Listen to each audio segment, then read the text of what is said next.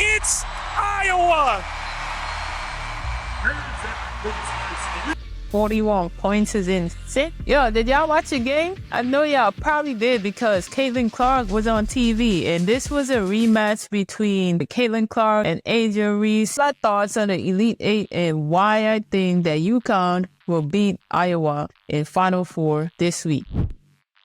It's crazy because I really think LSU could have won that game. So we all knew LSU and Iowa would have been must-watch TV. Of course, there's angelreese. Caitlinclark told us this is not a revenge game. It sure feels like a revenge tour for Caitlinclark, even though she said it isn't. But come on, really? You don't want no revenge after last year? She came out hot, scoring 41 points, which is absolutely insane. There wasn't anything they could have did to stop her for real. Where I think they made that mistake at, as we know Caitlinclark is gonna do what she gotta do, but you can't have Martin scoring 21 points. Like, you gotta take them out the game.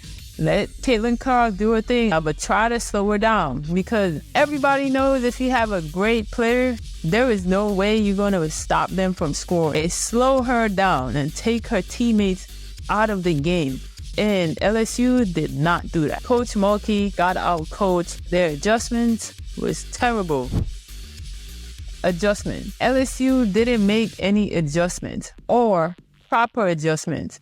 Why would you have Haley Van Lith on Caitlinclark? I don't know why they didn't put Flau'jae Johnson on her. Like, she has the length, she has the size, she has the toughness. Haley Van Lith, what were y'all thinking? Y'all should have never had Haley on her. She's too small. Put Flau'jae on her. Take her off the three-point line and make her drive. A player like Caitlinclark, you need to be a little bit aggressive towards her. How you gotta play? Especially shooters, you gotta be aggressive with them. And plus, it was going under screens. You don't go under a screen for a shooter. You go over the screen, or that other person gotta come up and help. But a person like Caitlinclark, you going under the screen, and you're gonna leave Haley Van Lith out there on the island to guard her? Are y'all crazy? And why did Coach Mulkey put Flau'jae on her in the last 3 minutes of the game? What were you guys thinking? She's too good, and don't do that again.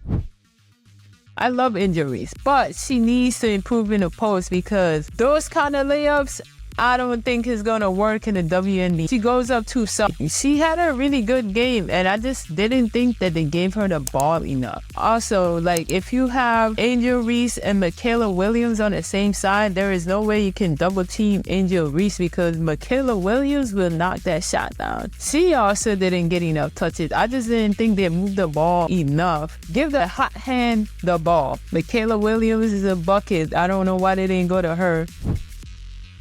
Paige Bueckers from UConn also showed that she should not be slept on. She was going up against Juju Watkins and the Trojans. That was a pretty good game. That game really surprised me. USC was not in a shape to keep up with UConn. Also in the game, I saw Juju. She was gassed because, I mean, she's basically carrying the team. Juju Watkins and Forbes, I think they did pretty well. I just think it was outmatching team. Even though they lost, I think USC will be pretty good. They just need help in the front court a little bit. They made some costly mistakes that changed the momentum of the game, and then it just changed everything. But I think it's a young team and they have a lot to learn, and Juju is only a freshman, so this will not be the last of her we are seeing, that's for sure, because she can straight up move. I can tell that Juju been playing with dudes all her life. I love to see Juju Watkins play. Paige shows that she's for real. Paige Bueckers had 28 points. Didn't feel like it. That's how efficient she is. And those kind of players are dangerous. Players that can drop 20-something points on you and you don't even realize it, they are super dangerous. They're crazy efficient. Iowa and UConn is going to be an interesting matchup. For the life of me, I don't understand how UConn is an underdog. I know about Caitlinclark. I know she's great. Fantastic player. Fantastic shooter.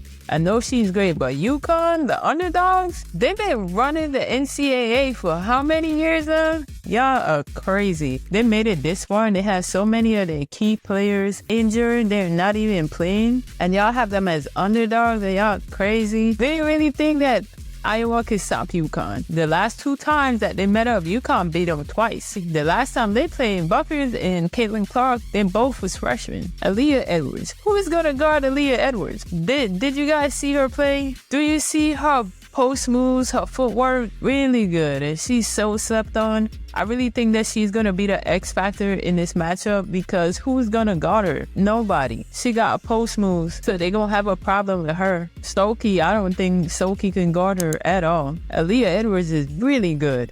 Really, really good. I have UConn for the win. I just think UConn would be too much for Iowa. They just have too many weapons. But y'all rolling with Caitlin Clark or y'all rolling with Paige Bueckers?